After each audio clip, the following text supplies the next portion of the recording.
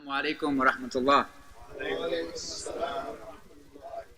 Alhamdulillah. Alhamdulillah. It's such a pleasure to be here at the MCC. I'm coming from the land of Walnut Creek, not too far from here. Alhamdulillah. But I consider MCC my home as well. Alhamdulillah. This is a beautiful and blessed place. And so we ask Allah to bless this space, this masjid, its staff and its leadership and all the musalleen, inshallah. Alhamdulillah. Today, the topic is the Islamic American Legacy, or Turathi al-Islami al-Amriki, right? I put it in Arabic because some people just need to hear it in Arabic in order to feel authoritative. But it's just a translation of a presentation I made up called Islamic American Legacy. Some people might have a contention that it should be called the Muslim American Legacy, and we can have that debate afterwards, inshallah, not right now. So, we've already lost some time, so we'll get right into it. Today is less about history, although we will go over some history. So if that's what you came for, you will get it. But I'm not a historian, I'm not a scholar, I'm just a lawyer. And someone that, alhamdulillah, I benefited from my teachers. And one thing that I learned over the years, attending various presentations and talks and traveling throughout the United States and living in many places, is the importance, as well as traveling the Muslim world, is the importance of civilization, okay? And the importance of legacy. And I really began to reflect on this mostly because of my parents. And I thought about what was it that my parents brought with them when they came from their Muslim lands to this country that enabled them to pass down Islam to the next generation. And then my hope is that we can take that, inshallah, I can pass it down to my children. And then they will pass it down to their children, and so on and so forth until the day of judgment, inshallah. It's one thing to say passing Islam down one generation, right? As difficult as that is, as that task is so hard, imagine passing it down 5, 6, 10 generations. And there are scholars who are thinking that far. Most of us, myself, I'm limited. I'm thinking, I'm just trying to deal with the moment. But our teachers are thinking about 10 generations, 20 generations, right? And that's why they're there. And for the longest time, I thought it was knowledge. It's Quran and it's Sunnah, and we must learn, okay? And I'm a proponent of knowledge, and today, because I'm not talking necessarily about knowledge, I'm not saying that, I'm not to diminish it, because we need knowledge. That is necessary, but it's not sufficient, okay?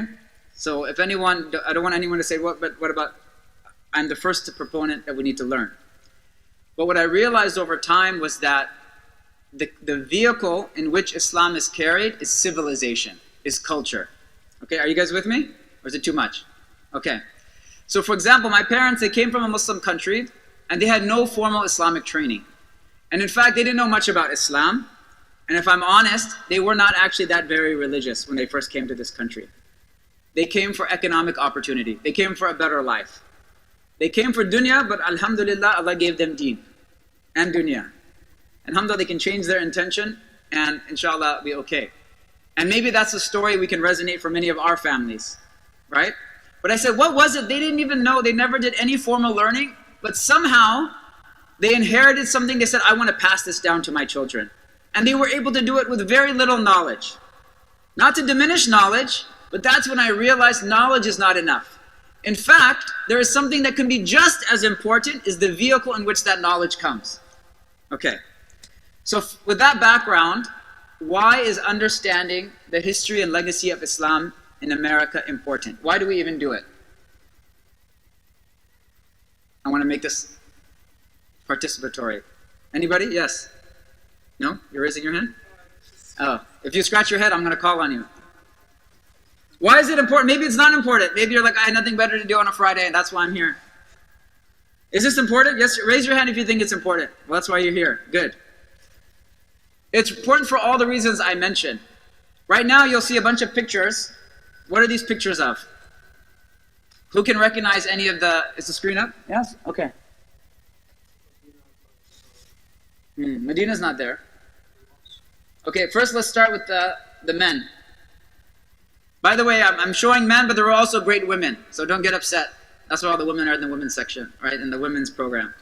There are also great women, but because of the adab and the etiquette and modesty of our culture, we may not have their pictures. but know that their stories are there. Okay, so just because their pictures are there, don't think they were not great women. But I have the pictures of the great men.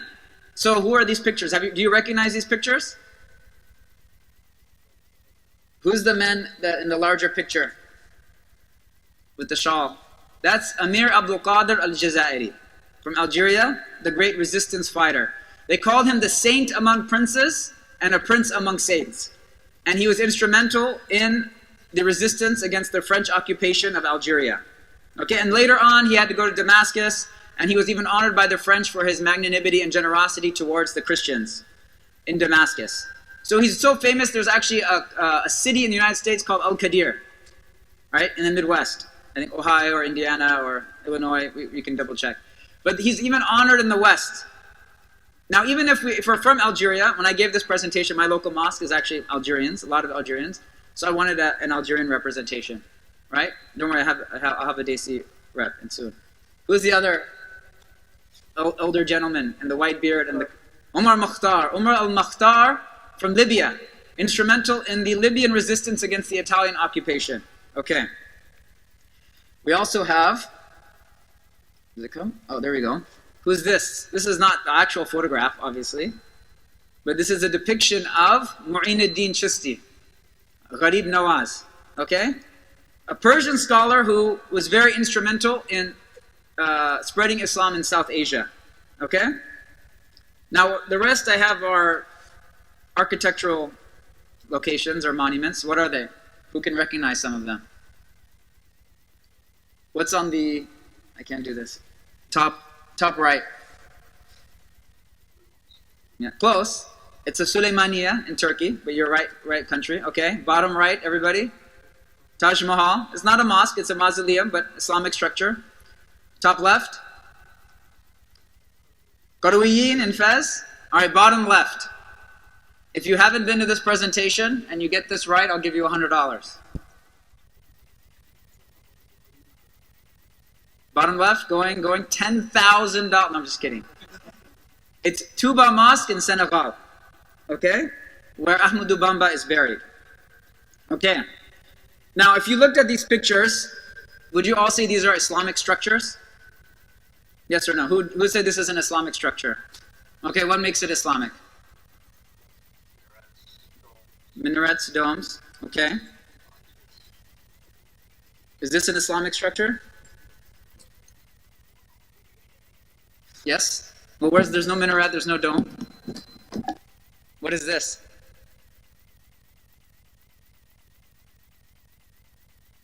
It's also a mosque. It's in Africa. It's actually in Burkina Faso. Okay. Is this an Islamic structure? Actually, it's a Buddhist temple. No, I'm just kidding. It's the Great Mosque in China. So it's also an Islam, but it has no dome. It has no minaret. So what made those other ones Islamic? Was it the dome? Was it the minaret? Was the original mosque of the Prophet, peace be upon him, did it have a dome? Did it have a minaret? No, but Muslims saw those things and they Islamicized them. They became part and parcel of our culture and our civilization to the point now when you see them, you're saying they're Islamic, even though they're not originally from Islam. Are you guys with me? But we also have structures and locations that don't have those things, but they're also Islamic. Or are we saying this mosque in China is less Islamic? Yes? No?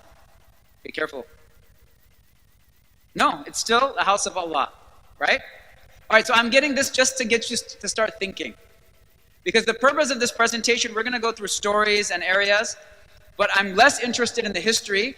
I'm more interested in what can we learn from the past and from history to think about how can we be creative as Muslims in a way that is uniquely authentic to this land, but uncompromisingly Islamic. Can we get behind that or no? Okay. All right, so we're going to talk about, this is why you came probably, is to talk about the key phases of Islam in America. And by the way, don't get any, like if you're watching this from outside, this is not to share any intentions, this is just a fun graphic about the contributions Muslims will make, inshallah, to this country, right? Don't read anything beyond that. Okay, so we're going to go through a series of phases. Okay, I want to make this very structured. So first phase is phase 0. We're going to go very quickly, and the question is, are there Muslims before Columbus? Okay? Second phase will be the enslaved Africans that were brought to the United States. Sorry, that's phase 1. The second phase will be what's called the proto-Islamic movements. It will be movements that kind of feel like Islam, but they're before Islam. So proto means, what does proto mean, Mohsen? Before, right? So before Islam. Then we'll have, sorry, I'm looking multiple screens. Then we have a quick detour of early Sunni Muslim communities. So we sometimes think about, oh, the first Muslims, they were these proto-Islamic, heterodox groups that later on, spoiler alert, will become Sunni Muslims. But actually, we've had Sunni Muslims in this country from the very beginning, right? From the very beginning. Phase 3 will be 1965, which is where the gates of immigration open, and we're going to have an influx of Muslims, and many of our parents or grandparents, they came at that time. 1975, it's what we call the second resurrection. So this is the transition from the Nation of Islam to Orthodox Sunni Islam. And so we're going to have a huge wave. Some of the largest mass conversions in history will occur during that time. Nothing short of a miracle. And then phase 5 is we're in right now, the present and the future. Because I want us to start thinking about, right, not looking at history just as something fun and interesting to think about, but history as something to learn from and build upon. Okay? One of our teachers, he says, "Kif haythu waqafu thumma sir." Stop where they stopped. Qif haythu waqafu thumma sir. As in, we learn from the ancients not to just copy them, but to seek what they sought. Okay? All right. That's from Abdul Hakim Murad. All right. So phase 0, Muslims before Columbus. Now the question is, were there Muslims? Okay. First, we'll start with the dates. When did Columbus sail the ocean blue? Come on. 1492, Columbus sailed the ocean blue and stumbled upon the Americas by accident, right? Okay. So very famously, Christopher Columbus, and what also happened in 1492? More importantly and more tragically, what happened in 1492? I'm sorry? No, he was before that. Yes. So 1492 is the official end to Muslim rule in Spain. Now, 900 years of Muslim rule officially come to an end in 1492. Although it was pretty much done, but the official end is 1492. And then King Ferdinand and Queen Isabella now are done. They've expelled the Muslims and the Jews out of Spain, right? And now they're looking west. And so they find an Italian explorer and they fund his mission. Yes? Okay. There's a whole history of Columbus and his relationship to Muslims. I encourage you. Amir Stein has a nice little video. You can see that, inshallah. So the question is, were Muslims here even before the Europeans came to the Americas? The answer is maybe. We don't know for sure, but there is evidence, or some circumstantial evidence. And even though many archaeologists will say it's not enough, there's one scholar, his name is Gerald Dirks. He's a convert to Islam. He actually writes, he says that the absence of evidence is not necessarily evidence of absence, okay? But there is some evidence. Now we have one story, and he actually details in this book, Muslims in American History, if you're interested. He details possible Andalusian voyages, even and later Ottoman voyages. But one interesting detail that he gives, which is famous, is the story of Mansa Musa. So Mansa Musa, we've all heard of him probably, yes? So Mansa Musa made his famous voyage to Mecca, and on his way he stops in Cairo. What was famous about that? What happened in Cairo? Mansa Musa, the richest man in the world. Inflation. He brings so much gold to Cairo that the prices rise because of the influx of gold that he brings. So he's sitting with the governor of Cairo, and they're talking, right? And the historian Shihabuddin al-Umari records this conversation, and he says that Mansa Musa tells him of the story of his older brother, Mansa Abu Bakr. So Mansa is like a title, king, okay? So Mansa Abu Bakr was his brother. There's some debate, was it Abu Bakr, was it someone else, right? That's less important, but we'll go with Abu Bakr II for this. And he says Abu Bakr II went west on the Atlantic current with 200 ships. And then one ship came back and said, all the other ships went and they continued on, and I came back, but there's something there. They said, okay. So now he sent, Mansa Abu Bakr went with 2,000 ships, including himself. 1,000 ships of men and 1,000 ships of supplies. And they sailed that transatlantic current, which would take you to the Bahamas, the Caribbean, etc., where Columbus landed. Okay, remember, Columbus didn't come onto mainland United States. He came to the Caribbean, West Indies area, right? And that was it. So they left. 2,000 ships, right? 1,000 of men, and they never heard from again. And now if you look in South America and Mexico, these are Mandinka people that came from West Africa. They try to make connections and things like that. But I don't want to dwell on this subject because ultimately there was not a connection. There wasn't a continuity, right? But it's at least important to know that Muslims did travel to these lands and possibly made it. All right, Bismillah. Now, more importantly, phase one.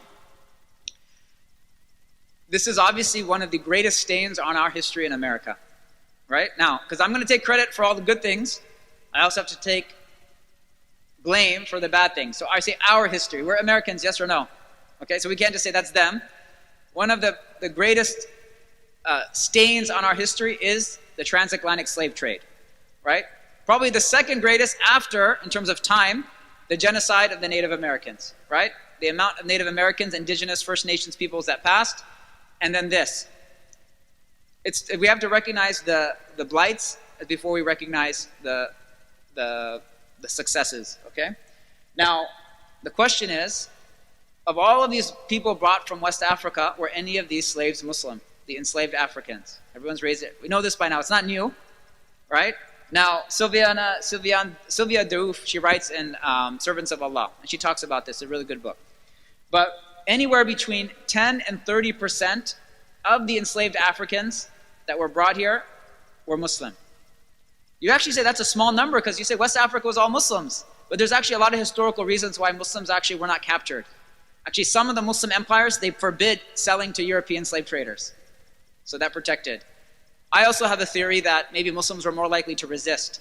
Muslims were more educated, and they were less likely to get caught up. But inevitably, some Muslims were caught in that large slave trade. And let's even take a conservative estimate of 10%.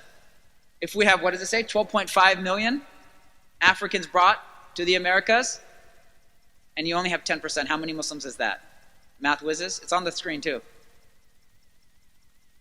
1.25 million. Okay, that's conservatively. Let's just take the low number. You want to go ISNA numbers? 3 million. Okay? No one got that joke. Okay? 3 million Muslims forcibly brought on chains, men and women, on that journey. The question is, did they preserve or could they preserve their faith? Okay? Some of them did. Now, with their ability to pass it on to the next generation, obviously that's a tragic loss, but we'll see that there's a metaphysical aspect to this. Because what was their intention? They didn't have they were forcibly brought. They didn't come like our parents for dunya, right? They were forcibly brought. They didn't have a choice to leave their Muslim lands. But we should look at the spiritual significance because they're going to start to plant the spiritual seeds that their ancestors will come back to this religion. Pretty amazingly in the same numbers that they came. Just something to think about. Okay. So we have the stories, a few. Remember, there's over 1 million men and women and children. And maybe we have a handful that really, their stories were preserved, right? Because these people were educated or they were princes, etc. So who knows, who recognizes these pictures and paintings? Who's the first person on the left? Oh, come on. He's the most famous. There was an opera about him. PBS documentaries. That's Omar ibn Said, okay? Now, we'll talk a little bit about him. The middle is Yaro Mahmoud, and on the right is Ayuba Suleiman Diallo, okay? Now, we'll talk a little bit about Ayuba. This Ayuba, you actually see, what do you think is hanging around his neck? It's actually the Quran. It's actually, like it's a talisman, but it's a Quran, okay? And this is a Quran that he wrote himself by heart, from memory, just writing it out, without reference to any other Quran. Okay? Now, if you were just in a museum and you saw that picture, would you recognize that he's a Muslim? No, he's right. Come on, you should. He's a turban, right? No? You might think, oh, he's a talisman. Okay. You can even see, even though he was forcibly asked to shave his beard, can you see his beard starting to grow? Yes? No? Okay. So, Ayyub as-Sulaiman. He was in the United States, he was freed, and he comes back to London. And while he's in London, one of the people he's with writes about him, and I quote, "His memory was extraordinary, for when he was 15 years old, he could say the whole Quran by heart. And while he was here in England, he wrote 3 copies of it without the assistance of the other copy, and without so much as looking to one of those 3 when he wrote the others. He would often laugh at me when he heard me say I forgot anything, and told me how hardly he ever forgot anything in his life, and wondered that any other buddy should." Why do you think that is? Is this consistent with how we've understood West African tradition of Islam and memorizing? Yes? No? Right? This is consistent with everything we've heard now about the stories from West Africa and the way they learn Quran. Even back then, this is from the 1700s, by the way. So before 1800s, before the 19th century. It's the 18th century. Ayyub as-Sulaiman lived from 1701 to 1773. Okay? So this is like earlier on in the slave trade. The others will come later. So just think about that. Coming all the way, being robbed of your everything, but still maintaining that Quran. Right? It's pretty amazing. And maintaining that identity. Now he's free. Immediately starts to grow back his beard, put on his traditional dress. Right?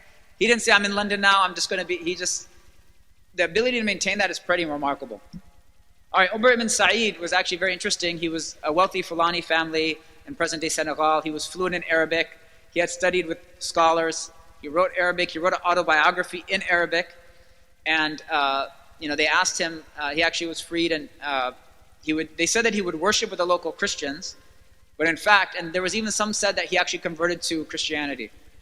But, because they asked him to write the Lord's Prayer, and they gave him a Bible. But if you go back, when he said write the Lord's Prayer, it was Surah Al-Fatiha. And then in the copy of the Bible they gave him, he would write salawat. Okay? So I think they just thought he would be. They were just really interested in this educated person.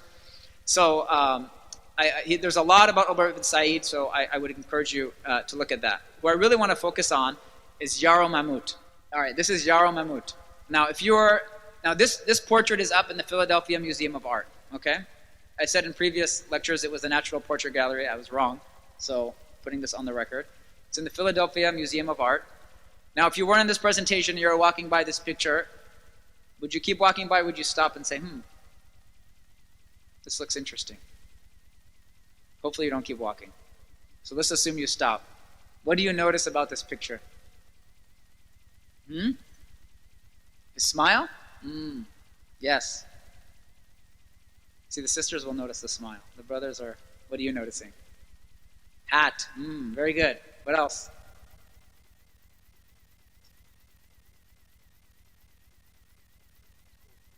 It was cold that day, yes. He has a lot of jackets on. To me, I think there's a nur on his face. He's munawwar. I don't know if you ever see that. We have this concept, you can be the blackest African, but you can be munawwar. Right? That's why when we say Allah said there's light on their faces, it's not about skin color. Okay? There's a nur you can see on his face. I can see it. I don't know if you can see it. Okay? You see the light of Iman. But you also see the physical aspects of Iman. Right? You see the physical aspects, you see his kufi, you see his smile, you see his beard. Did anyone say the beard? No one said the beard. This was actually painted by Charles Peale, who also painted the portraits of George Washington and Thomas Jefferson and other notables among the founding fathers. Okay? Actually, the time when he came, it was during the presidency of James Monroe. So the same trip he came to D.C. to paint the presidential portrait of President James Monroe, he painted Yaro Mahmud. Okay? And he writes in his diary, he almost, sometimes when you have a subject, you fall in love with that subject. In terms of just they captivate you. So he was captivated by Yaro Mahmud. Okay? And he paints a picture. There's actually another picture of him too, more abstract. That's in another portrait gallery that was painted by another painter, Simpson. This is the other portrait. Okay? Again, with the hat, the beard. We'll ignore the pipe. Okay? Now, Mamadou Yaro, or Yaro Mahmoud, he's actually buried in Georgetown, and they have a plaque now at where he lived, he was buried, and they have a plaque at that house. It's just someone's house in Georgetown. But the interesting thing about him is that he was free, his wife was free, his children were free, and he lived as a free man in Georgetown, Washington, D.C. He bought land, owned the home, he bought banknotes, invested in the stock market, and more important than all of that, he was known to pray. Okay? And he would be seen in the streets singing the praises of God. Okay? Isn't that amazing? This is a man in Georgetown in the 1800s, formerly enslaved African, who had bought his freedom and continued to live as a practicing Muslim. Okay? Now, there were so many legends about him. One of the legends was, I mean, maybe true, but most likely exaggerated, is that when he died, he was 136 years old. So, imagine at that time, it's probably very rare for an African American to have an obituary written about them. But this person was unique. Number one, he was a free man. He was a landowning man. And he was 136 years old. So they say there was 36 or some odd obituaries written up and down the United States in various newspapers. So this is one of them, and I'll quote, "Died at Georgetown on the 19th ultimo." Okay, Mohsen, you can't answer because you've seen this, right, presentation? What does ultimo mean? I had to look this up. On the 19th ultimo. I was like, what month is ultimo? Sorry? Ultimo just means the last month. Okay? Died at Georgetown on 19th of the last month, Negro Yaro, aged, according to his account, 136 years old. He was interred in the corner of his garden, the spot where he usually resorted to pray. Isn't that amazing? Yaro has resided in town upwards of 60 years. It is known to all that knew him that he was industrious, honest, and moral. Like, that's the reputation and culture we need to establish. Okay? I didn't talk about it in the beginning, but when we talk about culture and civilization, you usually talk about the C's, right? You talk about what? Clothing, cuisine, right? Culture will have language, not a C. But the most important C word is character. We have character that is associated with Muslim culture, yes or no? Ideally, yes. We know Muslim cultures to be generous, right? That's a character trait. So we know, and imagine now he's already starting, a Muslim American has that reputation to pray and to be honest. And then we'll get to the end. In the early part of his life, he met with several losses by loaning money, which he never got. But he persevered in industry and economy. If you watch this, a nice little PBS series or episode about Yaro Mahmoud and his story in the PBS American Muslim History series. And they talk about investing and losing the money, investing and losing the money, and then being swindled, and then being taken. But he persevered, he never gave up. He said, I'll do it again. I'll do it again. So it's a huge story of resilience. It's pretty amazing. And finally, he accumulated some bank stock and a house and a lot on which he lived comfortably in his old age. He was never known to eat of swine nor drink ardent spirits. So not only was he honest and moral, he kept the Sharia outwardly, right? And he prayed. To me, that's amazing. Yes or no? And now what's beautiful is that the Muslim community at Georgetown, on the campus, the MSA, they have a masjid on campus that the alumni, as well as some other Muslim countries, they help donate to create. It's a beautiful masjid, and guess what it's named? Who's the most famous Muslim resident of Georgetown? Yaro Mahmoud Masjid. Right? Isn't that amazing? Even the foresight to say this masjid is named after the most famous American Muslim resident of this city. Right? It's not even that creative, right? It's kind of obvious. But some Muslims would just miss that opportunity. Some say, what is Yaro Mahmoud? Why is your masjid named Yaro Mahmoud? Well, you don't know? He lived down the street, and his house is still there. Right? Just that connection and continuity, right? And the creativity. All right, Bismillah. So, phase 2, how are we doing on time? 7:40, okay. We're going to continue after Isha, so no one should leave, inshallah, because there's a lot left. All right, so phase 2 is what Dr. Sherman Jackson calls the proto-Islamic movements. Again, proto meaning? We just said it. You're going to learn a lot of Latin words today. Ultimo and before Islam, okay? So these are like kind of like Islam, but they're not Islam. So remember, we had the enslaved Africans that are forcibly brought. They don't have community. They're forced into Christianity. Even the great stories of Yara Mahmud, what happened to his children, right? We don't know. The ability to pass down religion in the absence of schools and mosques is going to be very difficult, right? We need a whole community to make this work. But slowly, there's that spirit that's in the loins and in the makeup of this community that starts to bring them slowly back to Islam in the form of these Islam-like or proto-Islamic movements. So you have one group called the Moorish Science Temple. You can see this picture here. What do you notice about the dress?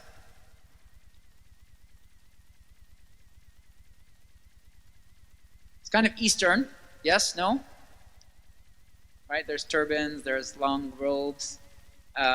This is called the Moorish Science Temple, and it was found by a man called himself Noble Drew Ali. Okay? I usually don't mention them because they're not as famous as the Nation of Islam, but there's actually a pretty amazing follower that came out. His name was James Lomax Bey. So they took on Bey because they had this Moroccan theme, but they also had this Turkish connection, Ottoman. So they called themselves James Lomax Bey. He actually went to Turkey, and at that time, Mustafa Kemal had taken over. And he went to Mustafa Kemal. I don't know if he directly went to Mustafa Kemal, but the idea was that he went to Turkey, and he said, give land to the African Americans, and we will come to Turkey and we will start our life. Because remember, at this time, there's tremendous, even though we skipped over the end of slavery, right? But this is the beginning of the civil rights movement. It's very difficult, particularly difficult for African American community at that time. So there's so many different ideas. The Marcus Garvey movement, go back to Africa. James Lomax Bey is like, you know what, we're going to Turkey. So he goes to Turkey. That didn't work out. He didn't get the free land. And then he says, I want to study Islam. So he starts to study and said, if you really want to study, go to Egypt. So James Lomax Bey, he goes to Egypt for 6 years and he studies Islam. He's later known as Professor Muhammad Ezzaldin. Okay? So look this up. Very little unknown. I learned only about this recently. Professor Muhammad Ezzaldin. Early Sunni Muslim. He came out of the Moorish Science Temple. All right. And actually there's a picture later which I think Muhammad Ezzaldin is in. So I'll point him out. All right, there's another proto-Islamic movement that existed. Actually, it was early, the Ahmadiyya and Qadiani. They came early on and they did a lot of dawah in the African American community. Okay? So I'm not talking about creed, but I'm just looking at the culture. Now this is the first group of visibly identifiable Muslim women in the United States. Okay? From 1923. Okay? What do you guys notice about this picture? They're covered, yes? I mean, you can see this. It says 4 American Muslim ladies. But what's also interesting about their dress? Yeah? What do you notice about their hats? It's kind of like they're wearing their Sunday church, like their church hats, like their Sunday best. Actually, there's another episode on this in the PBS series, and they actually mentioned these are like curtains. They just grab curtains and they put it over. Right? But I thought this was interesting just to think of what it would look like to have like an American Muslim. Like, ostensibly, this meets all the Sharia requirements. They're fully covered. But it's not what we typically would think as hijab, right? So just interesting kind of first attempts at trying to maintain the hijab, but still look uniquely American. All right? I thought it was interesting. All right. Now, the most famous proto-Islamic movement is what? The Nation of Islam, okay? In Arabic, Ummatul Islam. Right? Maybe even people learned about it, and they read about it in their countries. So the founder of the Nation of Islam was a man named Elijah Poole. Then he called himself Elijah Muhammad. And he had some very famous followers. I want to concentrate less on Elijah Muhammad, but I want to concentrate on his followers. There's one follower we're going to talk about next, but who's this right here? Muhammad Ali. Who's he? Okay, the greatest boxer. All right. He deserves his own presentation. So does Al-Hajj Malik Shabazz, Malcolm X. But we'll say one thing about Muhammad Ali. He is the most famous American, period. Did I say American Muslim? No. The most famous American, period. And he's obviously the most famous American Muslim. Dr. Jackson said he put single-handedly the question of can you be both an American and a Muslim at rest. His name is Muhammad Ali. And of course, now to this day you go to Hollywood and they give the most famous people stars.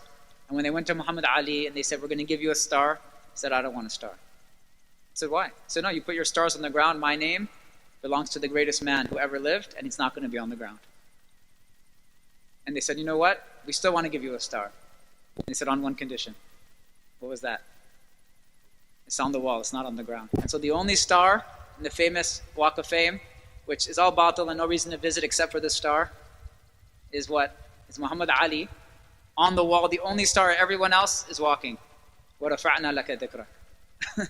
Like if we don't see the miracle in that, the beauty in that Muhammad will be the most praised. And even all the way in this land, in this non-Muslim country, the most famous American, period, his name is Muhammad. No one can question that your name is Muhammad, you're an American, right? And there's no, first, our honor is first that the Prophet ﷺ, his name was Muhammad, right? That's the greatest honor. But if anyone wants to question, is it an American name? There's no question. Okay. So, we'll do a quick detour. So you notice I want to include a lot of women in this because the first round I didn't and my wife gave me a hard time. So this is going to be a super woke. A lot of women, alhamdulillah.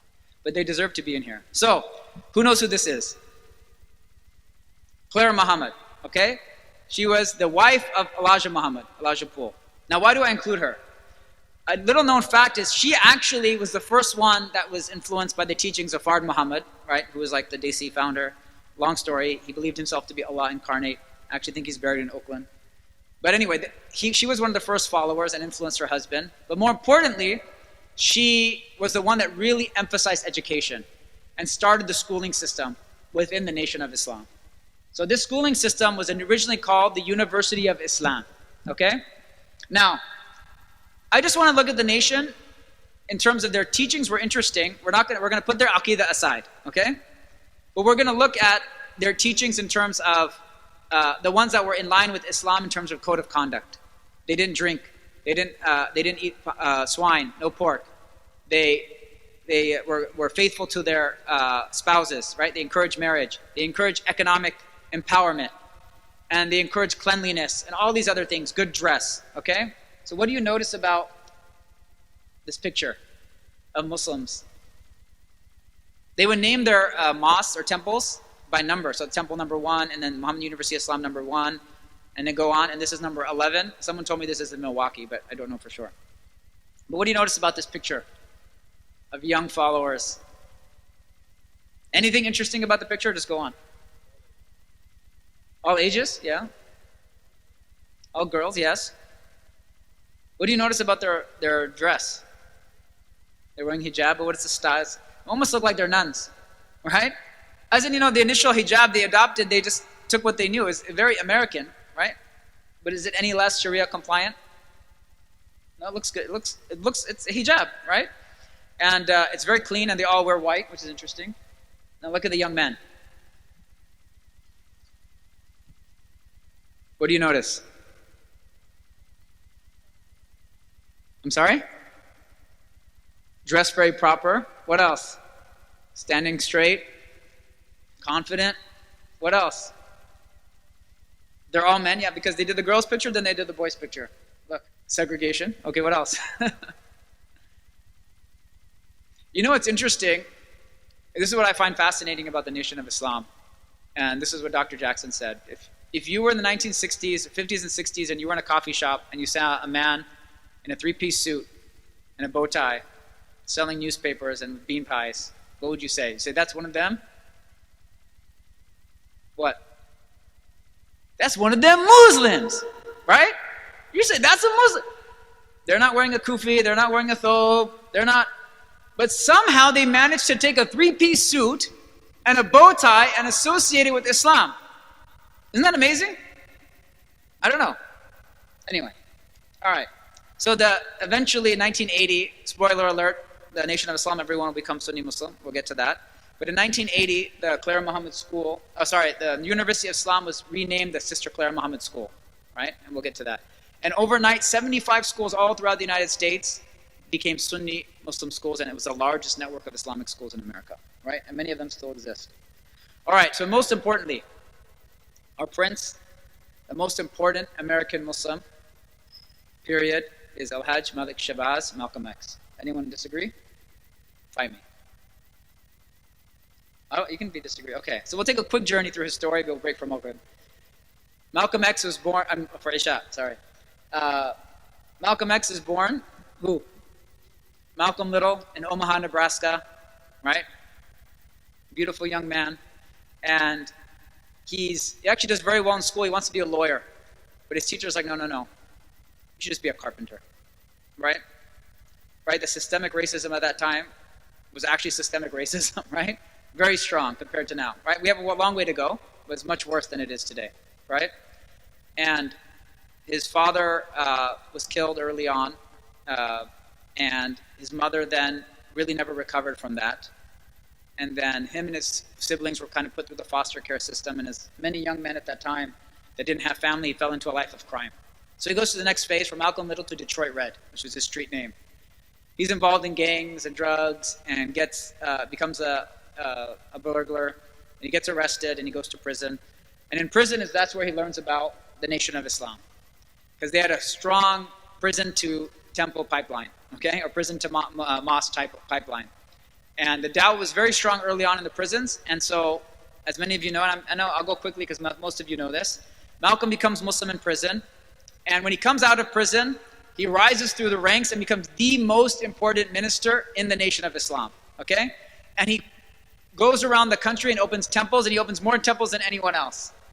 And the beauty of eventually all of those temples, again, spoiler alert, will become Sunni mosques, okay? But what happens now is, as he's rising through the ranks, he's becoming more and more popular and more powerful, and he's becoming closer and closer to his teacher, but he starts to notice some cracks, some holes. He starts to see misgivings, and like any false prophet, his teacher is exposed, okay? So he sees financial misgivings, he sees other types of misgivings, and he starts to question, and then eventually he moves and he learns about true Islam. This picture is actually taken in Cairo at the Muhammad Ali Mosque, and we all know that he makes the Hajj. And one of the teachings of the Nation of Islam was that it was a black supremacist movement. So it was a reaction to white supremacy. They created black supremacy and black nationalism. But when he realized true Islam, actually, at Hajj, he says, I sat with the whitest of white, and I sat with the darkest of dark, and we were all brothers. And he realized that true Islam doesn't require a racism back, right, or supremacy back. It's that all men are equal, men and women are equal, but the greatest amongst us is those that have the most taqwa, right, the most righteous. So he becomes a Sunni Muslim, and we know him as Al-Hajj Malik Shabazz, rahmatullahi alayh, wa radiyallahu an, the most important American Muslim. So much so that he is still guiding people to Islam through his autobiography. And some of our teachers, like Dr. Omar Farooq Abdullah, they became Muslim through his autobiography, okay? Actually, most of the work, a lot of this work was through the influence of Dr. Omar, Dr. Jackson, and Dr. Suleiman Yang, rahmatullahi alayh, who had passed, Dr. Suleiman Yang. He was a professor of history at Howard University, and a very, very amazing man from Senegambia. So Malcolm X, Al-Hajj Malik Shabazz, he's teaching us, though, something pretty incredible, is that we can still benefit from a false teacher, but once we realize that teacher may not be what we expect of them, the courage to leave them is very hard, but he did it in pursuit of truth, right? Because he could have said, no, I'm going to stick to this Nation of Islam. This is what I want. This is what I know. But once he saw truth, he was willing to give that up. But he still benefited whatever he could benefit, and then he pursued the truth, and it cost him his life. And he was assassinated for that, right? So just a lesson that when you stand up for what's right and you seek what is good, Allah will guide you to the truth and will raise you in status, right? All right, Bismillah, alhamdulillah, wassalatu wassalamu ala rasulillah. We've been talking about the Islamic American legacy not just to understand history, but to know where we're going. And part of it is to create a sound pan-American Muslim culture. Okay? Just keep that in the back of your mind. We'll talk more about what that is. American Muslim culture is happening whether we like it or not. It's happening right now. MCC has a culture, right? In fact, the Bay has a culture as a whole that's different from, for example, Southern California, where I'm from. But even within the Bay, MCC has a culture, Oakland Lighthouse has a culture, Fremont has a culture. It can be very different just within our locale, yes or no? Los Gatos, they have a culture, right? WVMA. And each culture will be unique, but it's intentional, it's a result of that community, the work that they're doing. So we can allow culture to develop haphazardly, or we can be intentional about the culture we create. Okay? Does that make sense? Because culture is happening whether we like it or not. So the question, and I'm just previewing this because I want you to keep thinking about this as we go. Our legacy as American Muslims can be simply Suhoor Fest. I'm not making a value judgment on Suhoor Fest or halal food, right? That's American Muslim culture, whether you are for it or against it. Yes or no? Now, do we want to reduce our contribution to just something like that? Right? Hopefully we would say no. Even if you're pro-Suhoor Fest, we don't want to reduce our contribution to just the lowest common denominator, right? Of food, right? But food is going to be, cuisine is a big part of culture, and it's a way to people's hearts. But we have to really think creatively in order to make it sound and authentic. All right. So we talked about proto-Islamic movements, these kind of Islamic-like, right, but not yet. They were heterodox groups. And you can see them in the early 1900s. But were there Sunni Muslims who came to the US outside of the enslaved Africans that were forcibly brought? The answer is yes. We'll tell some interesting stories. There we go. Okay. So who knows who this is? And who knows what this is? Okay, so this is a man, he was born Philip Tedro, from Greek and Syrian parents in Ottoman Syria. He was actually born Christian, I think of Armenian background, Armenian, Greek, Christian, but he was living in Ottoman Syria, and he converted to Islam, and he went on Hajj. And after he went on Hajj, he was known as Haji Ali, okay? Now, in the United States, in the late 1800s, they had an idea by the Secretary of War at that time. His name was Jefferson Davis. Why is Jefferson Davis a familiar name? Right, he was the president of the Confederacy. But prior to that, right, this is before the Civil War. Prior to that, he was Secretary of War under some president, I forgot, okay? But as part of that, he got $30,000, a grant, to start a camel breeding program in the United States, okay? So he says, you know what? We're going to bring some camels. They brought them from like Egypt and other places.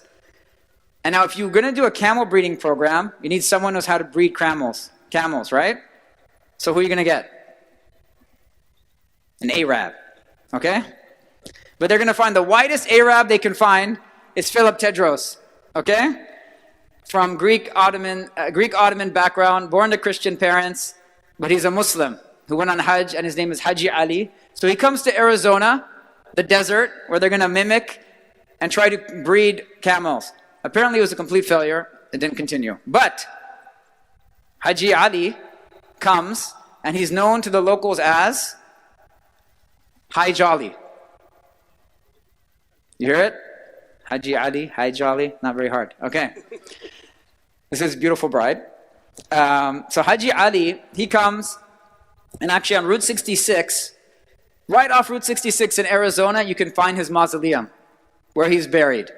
And so if you're ever driving to Phoenix or through Arizona or from Phoenix back to Southern California, I encourage you to stop by Route 66. Oh, Bismillah. Thank you. Oh, yeah. So I encourage you to stop and make Fatiha for Haji Ali. And you'll read on his tombstone, the last camp of Haji Ali, born somewhere in Syria about 1828. died at Quartzsite, Arizona, December 16th, 1902. He came to this country February 10th, 1856. Camel driver, packer, scout, over 30 years of faithful aid to the U.S. government. Okay? So they ever tried to say Arabs are not faithful to the U.S. government, you tell them about Haji Ali. Okay? Haji Ali. Now obviously he's just a lone person. He didn't come with a community. He didn't have a mosque. What happened to his kids and his ancestors, who knows? Because he's all by himself, right? But just an interesting story that Muslims are here even that early, right? Immigrants. And there's a whole another story of the Arab populations that came to Ross, North Dakota, Cedar Rapids, Iowa, right? I'm not going to talk about that, but I haven't forgotten about them. Okay. Now, in the African American community, the question is, were they all these heterodox groups, or were there Sunni African American Muslims that had direct lineage and direct sanad even to the Prophet ﷺ through scholars? And the answer is yes. One such person is Sheikh Dawood Ahmad Faisal. He was non-Muslim. He was born in Granada.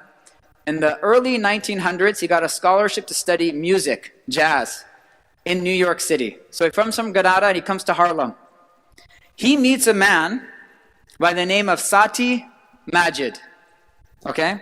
Yasir Qadi has a whole lecture on Sati Majid. Okay? So you can look it up, Yasir Qadi, Sati Majid. Sati Majid is a Sudanese sheikh. And it is said that he is the first person to come to the United States for the express purpose of da'wah. Like that was his intention. He studied in Azhar. He first studied locally with scholars in Sudan. He went to Azhar. He came to New York City, and all of these Muslims are coming from the Arab world, right? The Ottoman, the Khilafah fell, the creation of nation states, they create all of these migration, and there are workers coming in small numbers, mostly from the Arab world. Why? Because at that time, immigration was restricted based on race, and it's going to become important for later. So it's very difficult for people to come from other places, but you're going to start to see Muslims from Albania, Ukraine, and the Arab world, okay? And this is pre-1965. In fact, the very first mosque in the United States is where? No. It's not in existence anymore. The very first mosque, it was in Bedford, Maine, by Albanian Muslims, okay? So think like in Europe and others, there are small groups that are coming and there's Muslims in that group. So he's coming and he's in New York City and he's showing up because there's all these Muslims that are coming from all over the world and they need guidance. And he meets people like Noble Drew Ali. And he's like, you're claiming to be a prophet and you're claiming this is some type of Islam? You can imagine how upset and confused he was, okay, about what's going on. And he's trying to make sure Aqidah is straight and everything. In fact, he learns about this. He goes back to Azhar and he wants to get a fatwa declaring Noble Drew Ali outside the fold of Islam, right? And he actually called himself Sheikh al-Islam in America, okay? Sati Majid. But, so when it happened is when he went back to Egypt, he never could come back. So that's why you didn't hear about him, because he came and he left. But he left a mark with Sheikh Dawood Ahmad Faisal. Now, Sheikh Dawood, he established a Jamaat in New York City, and they started one of the first mosques. You can see him. And this was one of the first experiments of the local African American community that became Muslim through Sheikh Dawood Faisal and the local Arab community, okay? And you can see that they were together and they started that first experiment of two different cultures coming together, right? To worship together. Unfortunately, the story doesn't go out well because there's a lot of friction, a lot of difficulty, a lot of fighting, right? Mosque politics, which unfortunately still continues to today based on ethnic lines. But we'll make it more positive. This was the mosque they founded. It still exists today. And up until last year, I thought this was the oldest mosque in the United States. The Islamic Mission of North America, or of America, on Dawood. It's called Dawood Mosque on State Street. Now it's mostly Yemeni immigrants, right? But it was founded by Sheikh Dawood Ahmad Faisal. Now, Sheikh Dawood was very involved in the system that's going on in the Muslim community in New York. He would represent the Muslims at the United Nations, okay? Actually, when I gave this presentation in Southern California, Dr. Muzammil was there. He told me he did Hajj with Sheikh Dawood Ahmad Faisal. And he would meet him in New York when they did stuff in the Muslim World League. And he represented Islam. And he obviously met the most famous Muslim in America, Malcolm X, Al-Hajj Malik Shabazz. And so there was interaction with Malcolm X and Sunni Muslims even prior to his journey. You can't imagine he just shows up. In fact, later on, again, spoiler alert, when the Muslims come into Sunni Islam, most of the marriage certificates, all of these things are done by Sheikh Dawood Ahmad Faisal, okay? Now, interesting, what do you notice about his dress? More traditional, Eastern. What do you notice about Malcolm's dress? Western. I'm not making a value judgment, just notice. The influence that Malcolm, he didn't put a barrier on the dress in terms of what he was teaching. Now, there was something beautiful also about him representing this Islamic dress. And he actually was a sheikh with sanad. So he called himself sheikh even though he hadn't formally studied Islam. And some people would come to him and say, how do you call yourself sheikh? What is your authorization? He would take off his hat. This is from Professor Rasul Miller at UCI, who did his entire dissertation at UPenn on Sheikh Dawood Ahmad Faisal. And he says he would take off his turban or hat and he would show his ijaza from Sheikh Ahmad Alawi al-Mustaghanimi from Algeria. Okay? Many of you might recognize that name. Okay? He was the teacher of many of our teachers. Okay.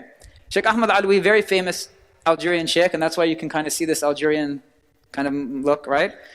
And it's actually said, even though he never met him, so I don't know how he became a muqaddim or a khalifa of Sheikh Ahmad, but they said that they went in Algeria and they looked at his folder of all of his authorized deputies throughout the world, and in America it was Sheikh Dawood Ahmad Faisal was an authorized deputy of Sheikh Ahmad Alawi. Okay. So interesting other thing is his wife, Sayyida Khadija, Mother Khadija as she was known. So they were the first kind of mosque power couple, imam and wife, where he took care of the men, she took care of the women. And she was like a mother to the community, right? She was also studying music and they both became Muslim together.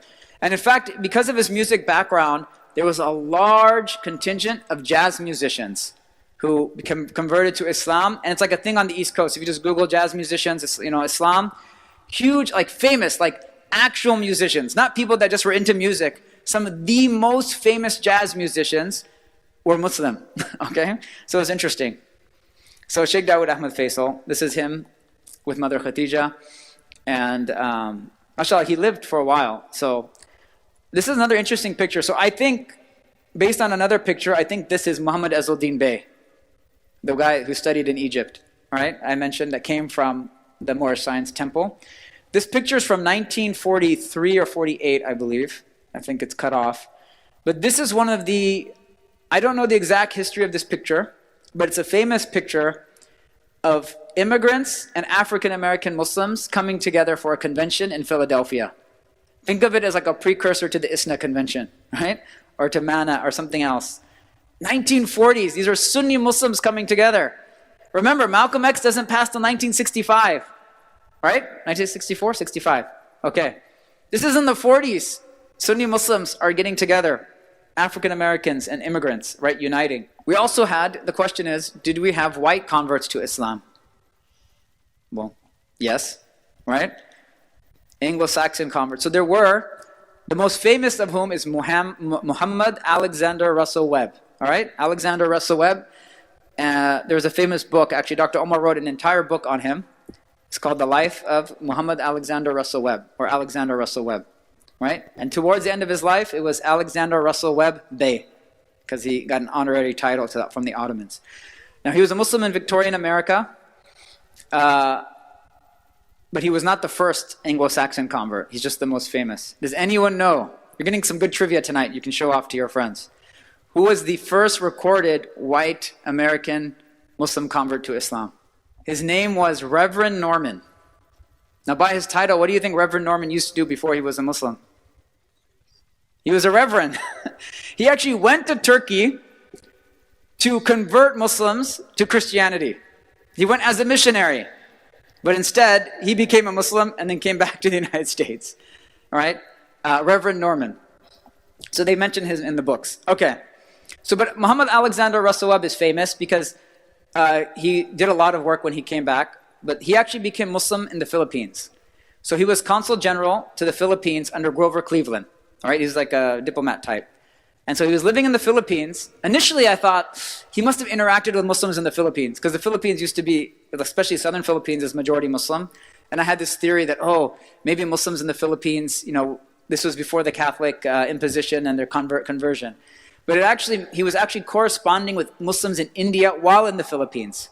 And that was his influence. And then after he finished up his his time in the Philippines, he went to South Asia and he traveled all throughout India and Pakistan. Although there was no Pakistan at that time.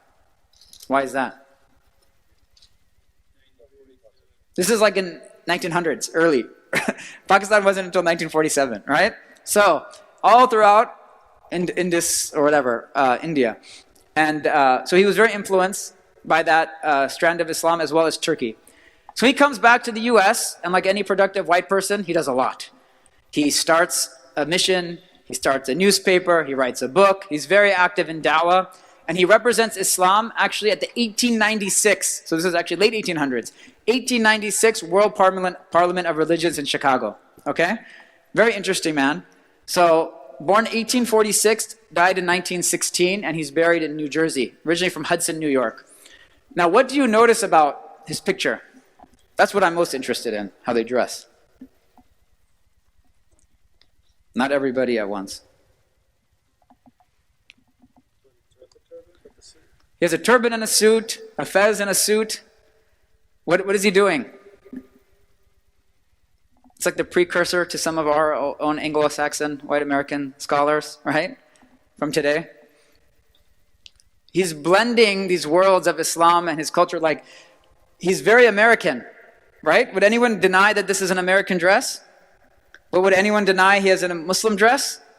And he's somehow combining it seamlessly, right? He has a real beard, right? Not like this. He has a real beard, like a Muslim beard, right? A Sunnah beard. But he's still American. He hasn't lost that. He didn't go and say, I'm going to wear a thobe, right? He's still comfortable in his American identity, but he also wants to embrace his Muslim identity, okay? So the precursor to the modern traditionalist look, maybe. I don't know. Okay, where am I? So that's Muhammad Alexander Russell Webb. If you're really interested, you can read a whole book about him, inshallah. All right. Now, this is an interesting one. I told you before, I thought the State Street Mosque of Sheikh Dawood Faisal was the oldest mosque in the US, but it wasn't, or in New York, until I found this mosque last year. So I took these pictures, or this one's from the internet. Now, what do you notice about this group?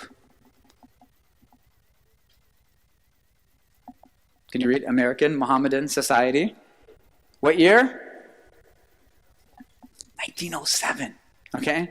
When I first saw this, I walked in, I saw the crescent, I thought, oh, maybe this is a Moorish science thing, right? Maybe this is a proto-Islamic group, right? Because I said, 1907, there's no way these are Sunni Muslims. It turns out they're Sunni Muslims. Can you guys guess which country? You can't answer, Muslim, if you remember. No. We'll take it. Left to the Pakistanis. I appreciate it, Allah. What country? Remember 1907, it's probably not a country of brown people, because America doesn't want brown people yet. You're going to wait to that, huh?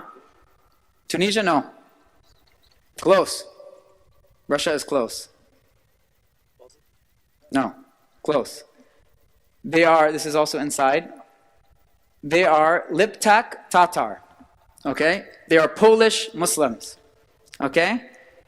Liptak Tatar, like Lithuanian Polish Muslims. So this is a picture of their annual gathering taken in 1947. This is Muslims in America in 1947. What do you notice about this picture? Yeah, it just looks like a bunch of white people, okay? If you didn't see this, and you wouldn't think anything, right? But this is United Mohammedan American, right?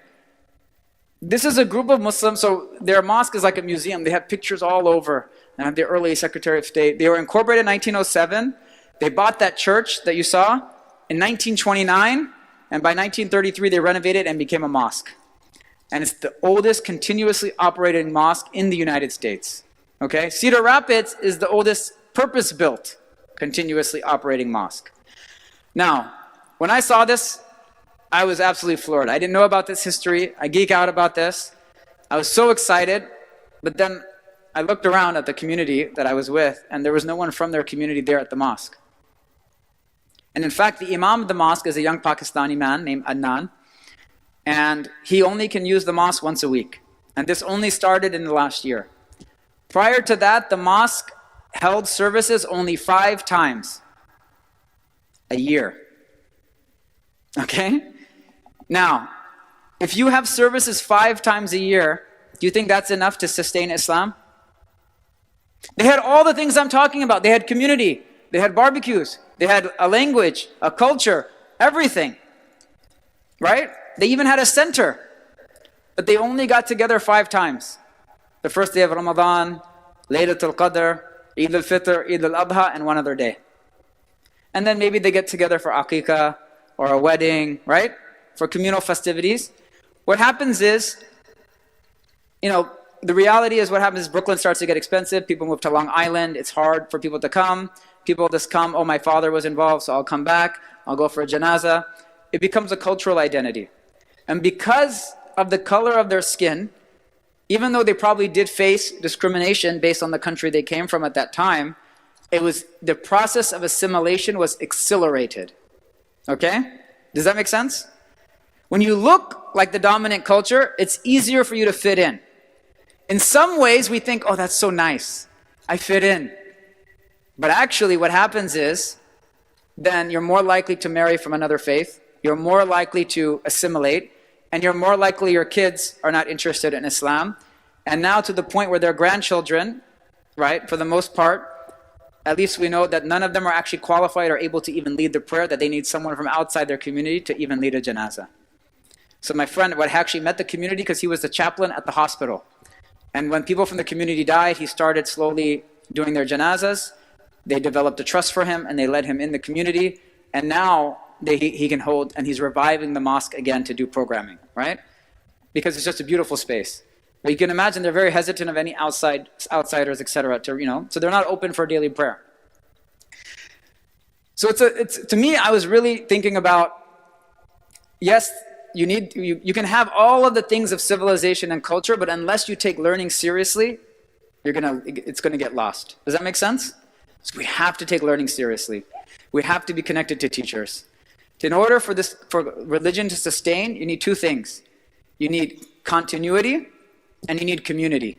Continuity is the idea of sanad, or isnad. We have connection that we learn from people who learn from people who learn from people, all the way to the Prophet ﷺ, who received Quran from Jibreel alayhi salam, who received it from Allah. That's our connection, okay? And then we need community. Again, the civilization, the vehicle that will carry the religion. Okay. All right, I know you guys are getting late.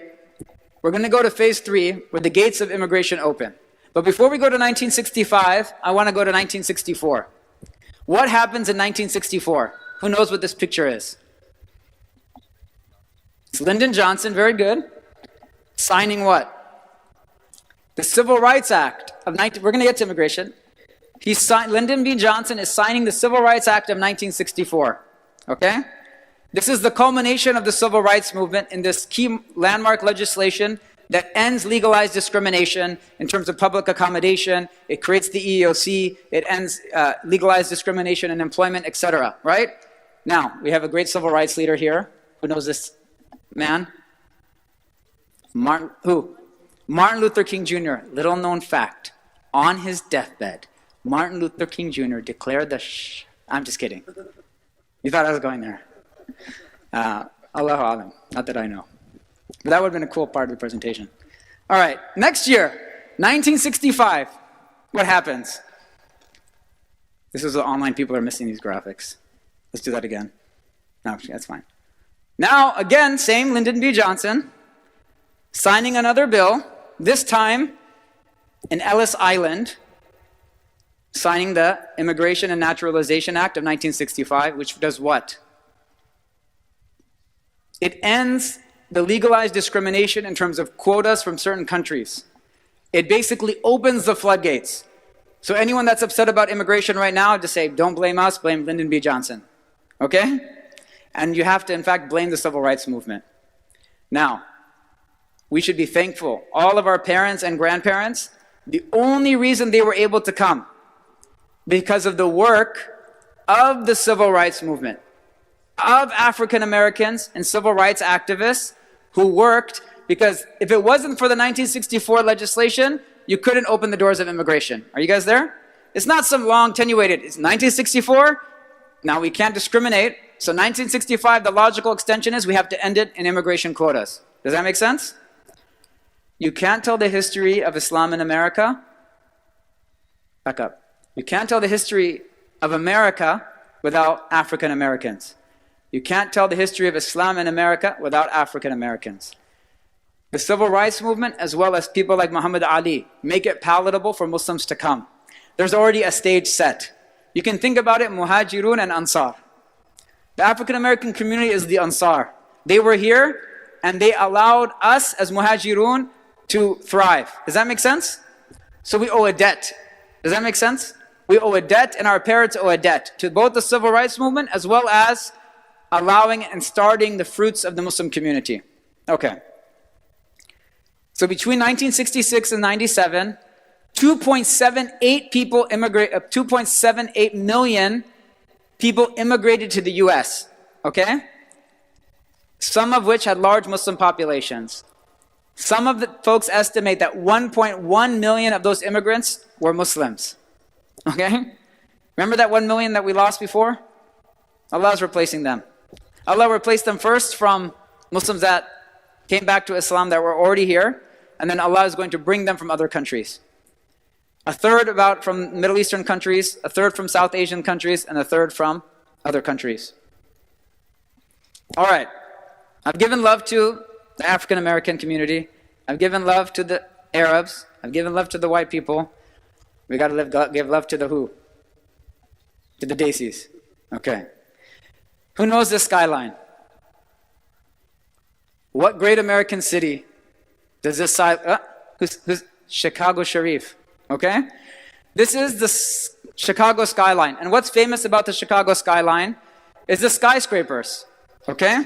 Now, we have the John Hancock building, and we have the Sears Tower, which now they call the Willis Tower, but we're going to call it the Sears Tower. Okay?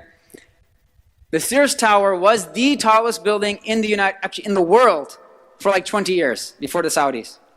Even now, I think it's only the third tallest in the US. Okay? But these were some of the most famous monuments and skyscrapers in America. Would you agree? Sears Tower and John Hancock building. Now, who knows the problem of building skyscrapers in Chicago? What is Chicago known as? The Windy City. So you have a challenge. You're going to build these tall, tall buildings in a windy city. What's going to happen? What's going to happen? They're going to sway back and forth and they might fall. So, thanks to the architectural genius of a young man who was born where? Dhaka, Bangladesh. His name was Fazl Rahman Khan. So this young man here, he's the chief architect of both the Willis Tower, Sears Tower, and the John Hancock building. He was born in Dhaka, Bangladesh. Oh, there we go.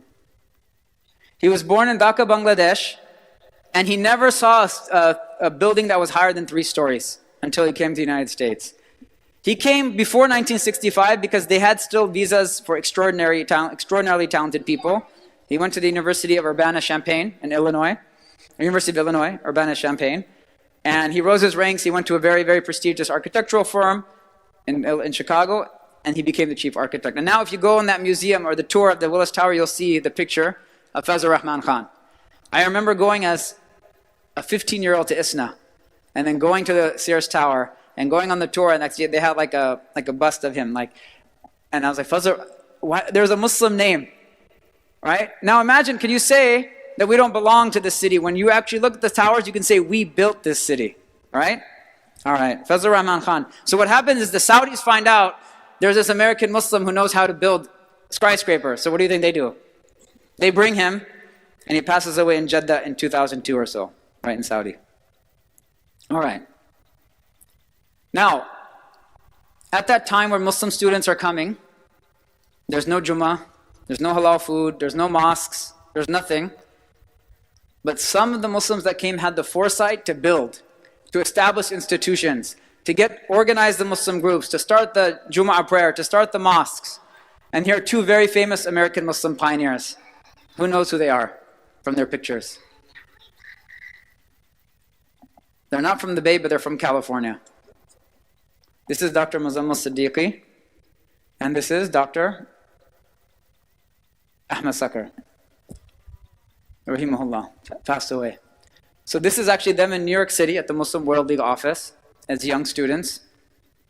And mashallah, Dr. Muzammil is very much alive, and mashallah, he's retired, but he's still working in the community in Orange County.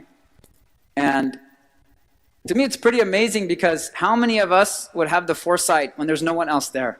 Dr. Ahmed Sakr was a scientist. He actually went to the University of Illinois, Urbana-Champaign as well. And there he was the founder of an organization that's still here today, MSA, which became ISNA. Then Dr. Muzammil comes as an alim, as a scholar for higher studies at Harvard for a PhD, and then he becomes the director of religious affairs for MSA, and then ISNA, and then the rest is history, right? It's very important to think about these people, because how many of us would have these institutions today if they didn't have the foresight to build? And in fact, I'm going to say this because I'm in the Bay. Remember early on there was a young imam in Santa Clara, a young man, white American, who had a lot of talent. He just came from overseas. He didn't want to teach, he was studying nursing. But slowly people realized he learned Arabic, and then he gave a khutbah. I said, wow, he's pretty good. He didn't want it. He was going to be a nurse, and he was just going to study. And he was at San Jose State. But what happens in the community once you realize, so he started to teach. And then on the national stage, most of the groups were ideological. If you weren't from our group, you're not going to speak, except one, which was ISNA. ISNA wasn't from a specific ideology from overseas. ISNA was indigenous. It was created, Dr. Muzammil, they created it, not having any ties to any of the movements overseas. So they said, if you're talented and you're smart, bismillah, you speak. And that young man then became the headliner and the main speaker at their convention every single year, who is Sheikh Hamza Yusuf. But his national prominence was really started because of that platform at ISNA. And it was because folks like Dr. Muzammil and Dr. Ahmed Sakr, they didn't have ego. They weren't scared that, oh, this person's going to outshine us. They said, you have talent, you have knowledge, and you connect with the youth, you can speak, right? Well, other orgs only did it later once the person became popular, right? So it's really important to see the foresight that these people have. All right. All right, what state is this located in?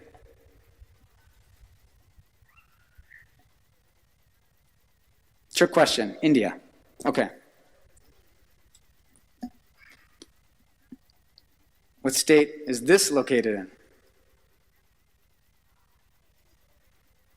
in? Pennsylvania. So this is what do you call this? A mazar, or a mausoleum, okay? So what happened in the Muslim world is that when a pious person passed away, people would always visit their gravesite to make dua for them. Now, over time, sometimes certain practices develop that were not always good. But for the most part, you visit a righteous person, there was a blessing. Just like you visit a righteous person while they're alive, you visit them while they have passed. And you say Fatiha. And because so many people would come, in order to protect that grave from the elements and the people from the heat, they start to build structures, right? Because there's so many people, you need shade, etc. And now it becomes like a place to visit, a mazar, literally, place to visit, okay, or mausoleum. And so the mazars are very common in the Arab world and in the subcontinent, but we actually have the very first mazar in the United States of America in Pennsylvania. And who's buried and laid to rest at this mazar? Who knows? His name is Bawa Muhyiddin. He was a Qadri Sheikh from Sri Lanka. Now, this is a very interesting story. How many people have heard of Bawa? You never heard of Bawa? You heard of Bawa? Okay. Check it out. I visited once. There's a video. Okay. So, I was able to visit his mazar many years ago in his mosque. I first came across him, I'll be honest, I was a little suspect. I said, this might be a goofy Sufi, right? I didn't know. I'm saying, you have to be careful. And because when I was listening to his lectures, you see all of these people, all these non-Muslims, actually Muslims, like converts, mostly white and Jewish. And this man is speaking Tamil and he has a translator. And he's speaking about peace and love and harmony. And I don't really see any Islam yet. So I'm saying, what's going on? But he had a very, very interesting method. These hippies, what was happening in the 60s? Who knows? Similar to now, maybe. Anti-war, peace, love. People were rebelling against the mainstream machine. Okay? And there was a whole group of people that went to India and other places looking for a guru. Right? Actually, a lot of these people also became Muslim. They went to Morocco and they met great Muslims. There's another guy, scholar, astaghfirullah, Abdul Hadi Honorkamp, and Abdul Rahman Fitzgerald. They were on their way to India, but they stopped in Afghanistan and northern Pakistan, and they just stopped because they met Muslim scholars and they stayed there, all right, in the Swat Valley. And they just stayed and they studied Islam there.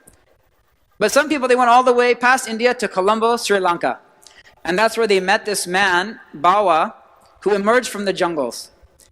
We don't even know much about him except that he emerged from the jungles of Sri Lanka. And they loved him so much, even though they didn't understand anything he was saying, and they brought him to Philadelphia. And they started a commune, and he would teach.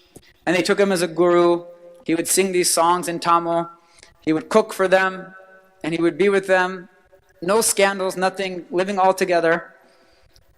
And then slowly, very slowly, perhaps too slow for our tastes, he introduced Islam. I was listening to an interview of one of his followers, and he said, Bawa tricked us into becoming Muslims. Right? That's how slow, okay? But by the end of his life, they built the masjid, and it's still there. This is actually where Khalid Blankenship prays in Philadelphia. And I went because I was like, I got to find out for myself. So I went there for Maghrib, and it was a normal Maghrib prayer, separation between men and women, in fact, everything. So from what I experienced, they were Orthodox Sunni Muslims. And their imam, actually, you look online, he studied like very serious. So you can kind of see some documentaries, but there's a progression, and the community still exists, and they're still practicing. So interesting story. I only mention him in the story of Islam in America because of the lessons we can take. It's really speaking to the language of the people, even when you don't speak their language. It's pretty amazing. Okay. All right. Who knows what country this is in? Country of New Mexico. Okay. Yeah, the US. In the United States of America, in the state of New Mexico, this is Abiquiu, New Mexico, and this is Dar al-Islam. So Dar al-Islam was a community that was started by Nuruddin Durki, rahimahullah. He actually studied, he was born Stephen Durki. He was a Shadili sheikh who studied in Saudi Arabia. And at that time he met some princes or prince, and they said, we want to do da'wah in America, and they gave him a bunch of money. And they bought acres and acres of land in New Mexico. And they built this beautiful adobe structure mosque with an Egyptian architect. In fact, they brought 4 Nubians from Egypt to build, actually that know how to do it. But the reason I include this community here, there's a long story. Unfortunately, now it's just a retreat center. Their experiment really didn't work because it was too remote. No jobs, etc. And people moved. Nuruddin Durki ended up moving to Virginia. He had a peace farm and a community there for many years. Beautiful publishing house. He has a beautiful translation of Isqat al-Tanwir, Isqat al-Tadbir, or Kitab al-Tanwir fi Isqat al-Tadbir. Did a lot of good work. But this community, couldn't really recuperate when they didn't have their sheikh. It did actually have a lot of barakah because every year it was used for a teacher's retreat, and a lot of those lessons were online. But what's interesting is they're very intentional in how they built it. Because it's New Mexico, it's adobe, it's Islamic, but it's not strange for the environment, for the landscape, right? It's very intentional. All right, I'm going to go quicker now. Phase 4. 1975, we go from the North Nation of Islam to Orthodox Islam. Elijah Muhammad passes away. The leadership to the community goes to his son, Imam Warith Din Muhammad. Imam Warith Din Muhammad brings everyone to Sunni Islam. He had to be very patient. He had to do it very slowly. Even after that, he was very careful. But it's pretty amazing what he did. This is the largest mass conversion. 200,000 people become Muslim overnight. 400 temples, many of which were established by Al-Hajj Malik Shabazz, become mosques overnight. 75 of those schools become Sunni schools overnight. Now a small number decide not to go, and they remain with their leader, who is Louis Farrakhan, right? If you've heard of that name, Nation of Islam. Alhamdulillah, I had the opportunity to hear Imam Waruddin speak in 2007 at Howard University. He passed away in 2008, rahmatullahi alayh, but a very, very important Muslim leader. And in fact, he had a very, very close connection with Dr. Musa al-Siddiqui. They were very close friends. And I used to be very critical that how come we didn't have more unity between the African American community and the immigrant? Because if you know, in Labor Day weekend in Chicago, ISNA has their convention, but down the street, Imam Muaddin, his community, Mosque Cares, also had their convention. So he said, Muslims, the two national conventions on the same weekend in the same city, why can't we combine? So I was in MSA and we went to the Imam Mu'adh convention to give some of our literature. And I'm in the lobby for the newspaper we had in college. And I'm in the lobby and I see Dr. Muzammil. I said, what are you doing here? He's like, come here every year. Imam Mu'adh is one of my closest friends. And I invite him to come. And so there was a relationship even though we didn't have it. So to me, it was a lesson that just because we don't see what's happening, doesn't mean the leadership is not having those conversations. Does that make sense? So it's a lesson. Leadership is sometimes having those conversations, we just don't see it. In fact, I think they did a better job than we are. Okay. All right, so then, in 1977, the Muslim World League sponsors 300 imams from that community to go on Hajj. So you have a young Imam Mu'adh Muhammad, and this is led by none other than Dr. Muzammil and Dr. Ahmad Sakar. 300 Muslims. Actually, he was telling me the wife also was there, and all of their wives came, the wives of the imams, and then they were basically having a crash course on Sunni Islam in this process. And all of these folks, they go from being ministers to imams overnight. So they really are learning, right? Imam Siraj is also from this group later on and learning. Okay. So now the question is, what is the future, right? The future is always going to be what we decide to make of it, right? This is just some AI image of a mosque on a prairie, right? But it's not just our clothing. It's not just our architecture, right? But it's going to be our character, like the character of Mahmoudou Yaro. Like, what are we going to be known for? When someone has a Muslim neighbor move in, are they going to say, oh, it's a Muslim? Or are they going to say, oh, thank God it's a Muslim?